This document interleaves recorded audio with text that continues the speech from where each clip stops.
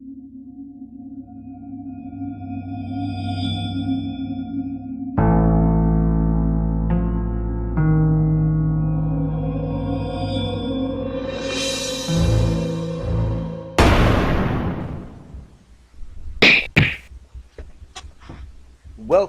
back once again to the Imaginary Gallery.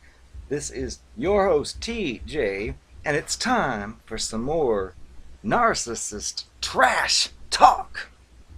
This will be a forum to hopefully feel better if you've had the misfortune of being involved with such a creature.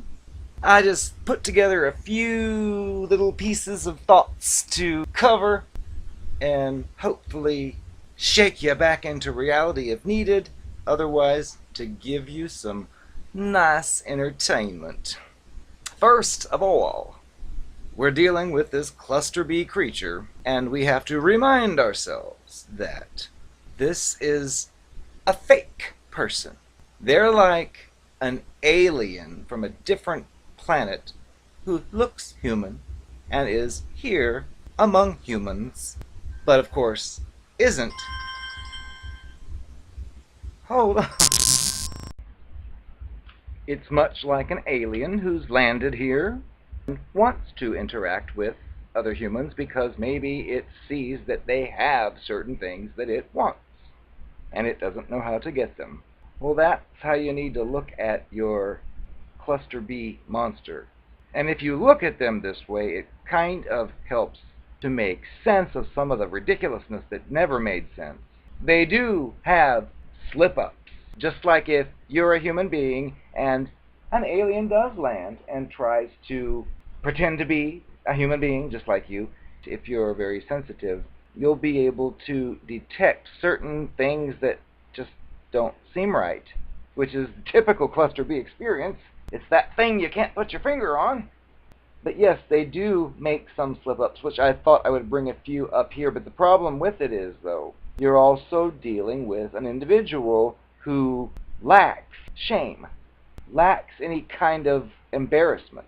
For example, if your cluster B creature makes a specific claim about something that's very clear what they're claiming, and then something steps in that reveals that claim to be completely false, you would think a regular person would like double over, like, oh, and turn bright red, or become embarrassed and say, oh, I can't believe I tried to get you to believe that. But no, their face just remains the same because they're a predator, and that technique just didn't work. So they're just, oh, well, no, blah, blah, blah. And they say some kind of nonsense, which even after they've said it, your mind is still thinking, but wait a second, before this new piece of information came about, this person was intent on me thinking that the other claim was real, and yet when you say, I can't believe you wanted me to believe that, they'll be, oh, well, so what, la la la. And you'll think, what is this? Well, it's not a human being, because a human being, if they were trying to scam you for some purpose, became caught red-handed, would show some form of, like I said before, some reaction, not a straight normal face of, oh, well, so what? That's not a human being. Another thing you can see with these people that gives you a clue that they're not human beings would be their moods. A lot of their moods are phony.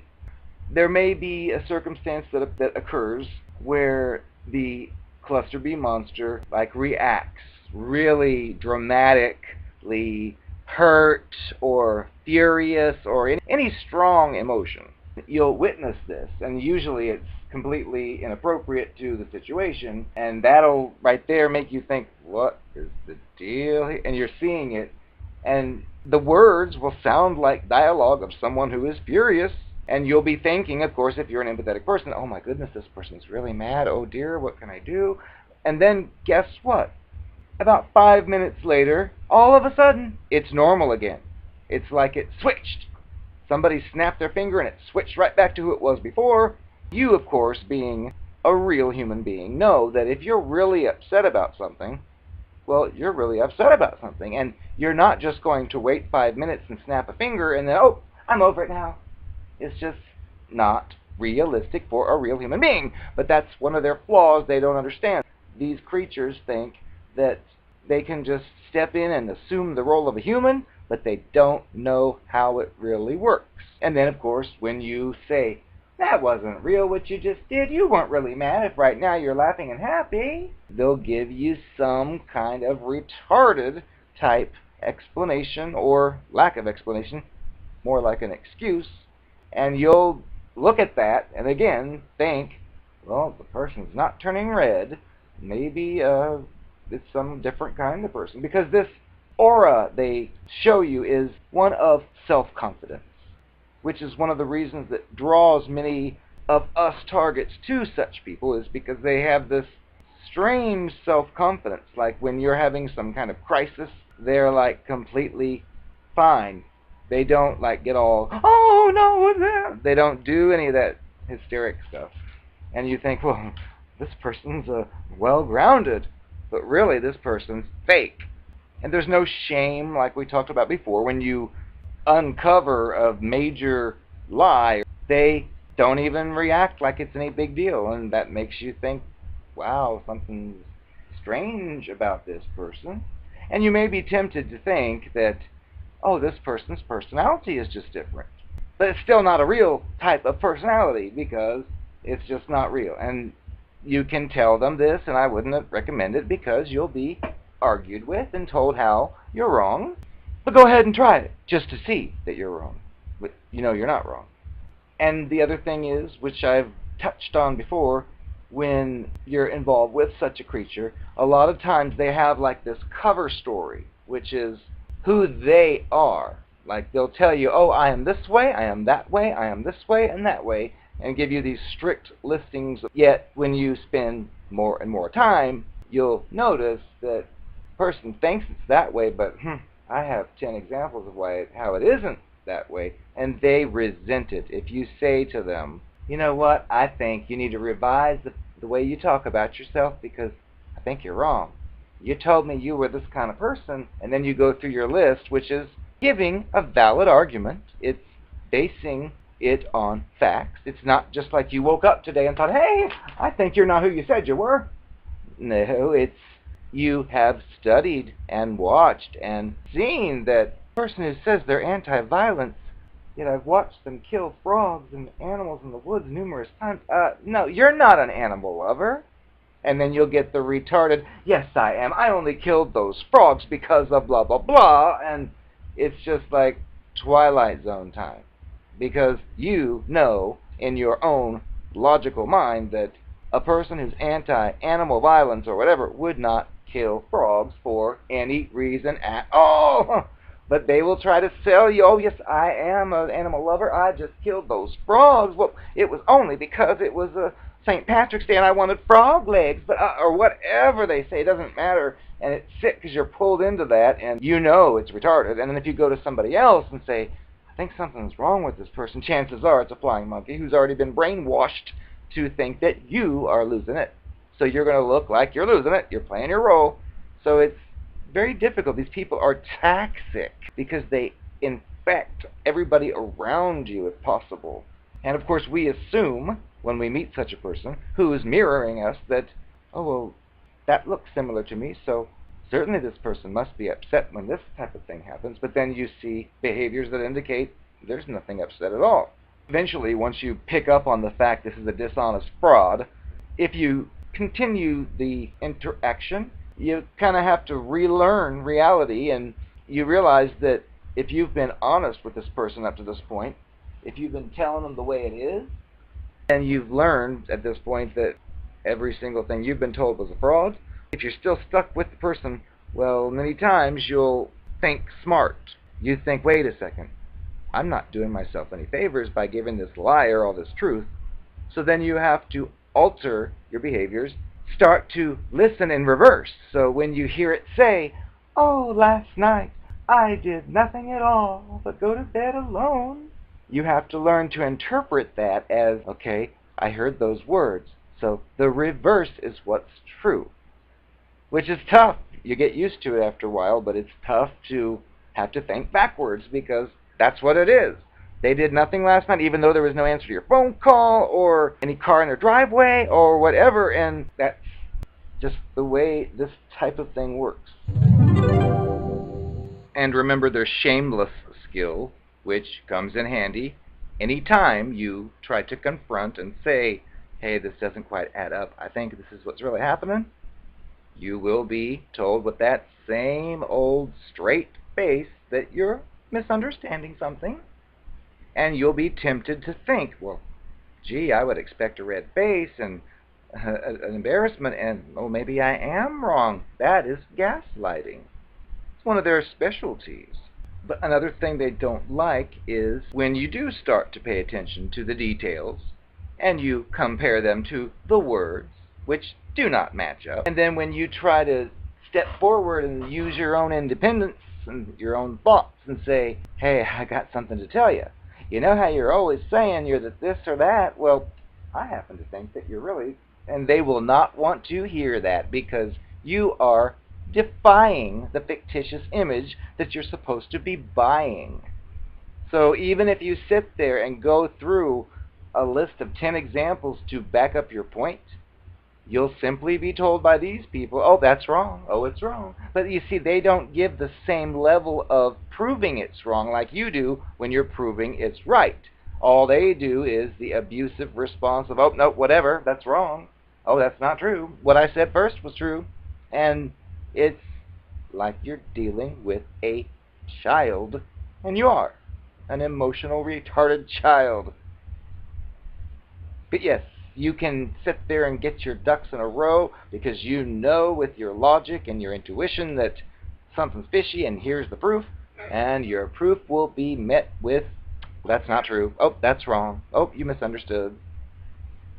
It's disgusting, and it's a form of control for them because the truth is you have 10 pieces of evidence to indicate something happened that this person's claiming didn't, but the person's going to keep that normal face and tell you that, oh, well, whatever you think you found out is wrong. Well, this is control because the truth is the person was out doing horrible things that night, and you can feel it and you know it, but when you try to bring that into conversation, you are being controlled because you're being told, oh no, well, whatever you think happened didn't. I told you what happened, nothing. So that's controlling the discussion because they don't have to admit anything because they're telling me nothing happened. And that is sick. And that is, which I learned later, that is abuse. Because 6 months later, you find out that very night, it was nude at the Shady Lady with its thighs spread open and was having dollar bills stuffed in every orifice possible. But, oh, well, that was just because of whatever. I really was devoted to you. And at some point it becomes retarded and ridiculous. And you'll think you spent all this time and investment with the person, and you just can't think it'd be right to just toss it aside. But then at the same time you're thinking, what kind of crap am I being told? You expect me to believe this? Anyway, it just gets worse. So if you've been discarded, think of it as a blessing. Hey, you. What's one have to do to find another transgendered lesbian? I'm lonely. What's your name?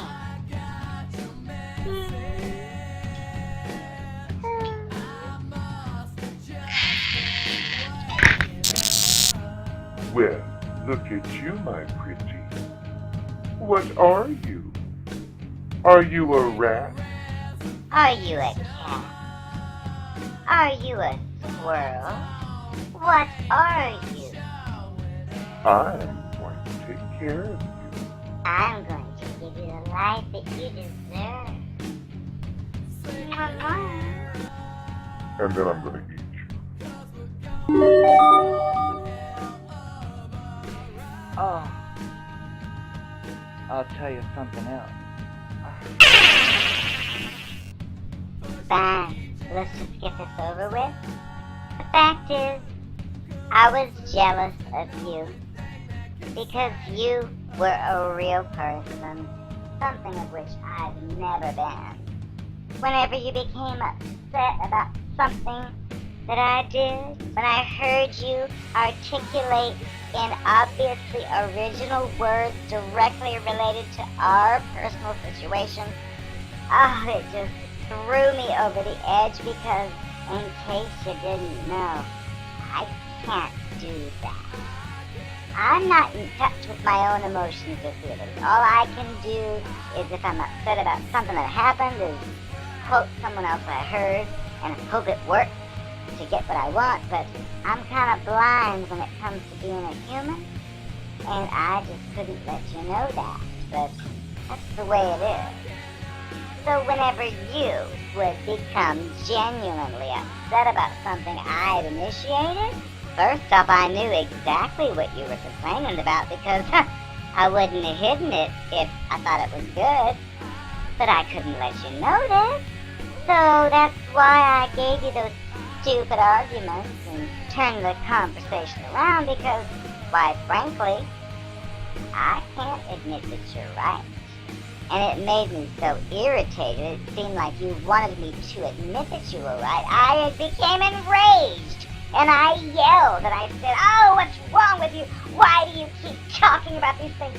Oh, what about the time you did this? What about the time you..." And I know you got sick of it, but I didn't have anything else to give you. I'm a one-trick pony.